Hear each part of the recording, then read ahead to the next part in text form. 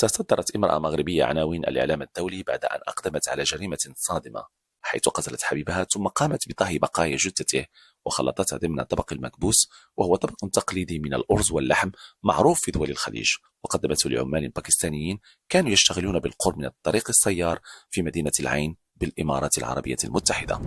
هذا البرنامج يقدم لكم برعاية كيلي، وهي محامية هجرة متخصصة في تأشيرات O1، وتركز على قضايا أصحاب الكفاءات الاستثنائية من المهنيين المتميزين.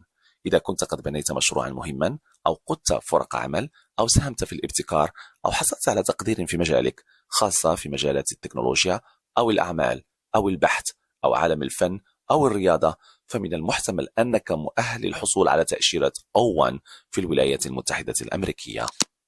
في مدينة العين بدولة الإمارات العربية المتحدة علاقة عاطفية استمرت 7 سنوات، 7 سنوات من القرب ومن حياة بدت عادية، لكن خلف هذا الهدوء كان هناك شيء يتغير بصمت. في لحظة واحدة قال لها أنه يريد إنهاء العلاقة، وأنه ينوي الزواج من امرأة أخرى من نفس بلدها المغرب. جملة واحدة أنهت كل شيء. بعد ذلك اختفى الرجل لأشهر، لا اتصال، لا خبر، وكأنه اختفى من الوجود. القلق بدأ يتزايد. شقيقه لم يقتنع بما قيل له، خاصة بعد أن أخبرته المرأة أنها طردته من المنزل ولا تعرف أين ذهب، وهنا قرر التبليغ عنه كمفقود. الشرطة بدأت التحقيق، ومن داخل الشقة بدأت الأدلة تظهر حتى وصلوا إلى المطبخ. هناك كان كل شيء يبدو عاديا، إلى أن تم العثور على شيء صغير غير متوقع، شيء بسيط في حجمه، لكنه كان كفيلا بكشف الحقيقة بالكامل. سن بشري داخل خلاط كهربائي. تحاليل الحمض النووي أكدت الصدمة. السن يعود للرجل المختفي، وهنا تحولت القضية من اختفاء غامض إلى جريمة قتل مؤكدة. في البداية أنكرت المرأة كل شيء، وقالت أنها طردته من المنزل ولا تعرف أين ذهب، لكن مع تصاعد الأدلة انهارت واعترفت. قالت إن ما حدث كان في لحظة جنون بعد أن علمت بنيته الزواج من امرأة أخرى، لكن الاعتراف لم يكن النهاية.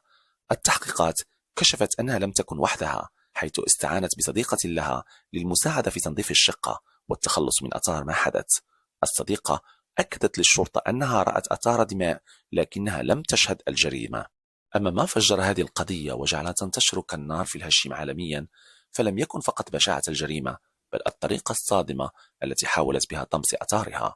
فبحسب ما كشفته عنه التحقيقات، لم تكتفي بقتل الضحية، بل أقدمت على خطوة تقشعر لها الأبدان، حيث قامت بطهي بقاياه وخلطتها بعناية داخل طبق تقليدي من الأرز واللحم، ثم ودون أي تردد قدمته لعمال كانوا يعملون بالقرب من منزلها ليتناولوه، دون أن يخطر ببالهم أنهم أمام حقيقة مرعبة لا يمكن تصديقها.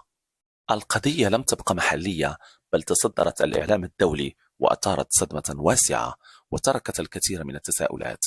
قصة بدأت بعلاقة دامت 7 سنوات وانتهت بجريمة يصعب استيعابها. اختفاء غامض ودليل صغير كان كافيا لكشف الحقيقة الكاملة لأشهر جريمة مغربية على أراضي الإمارة العربية المتحدة.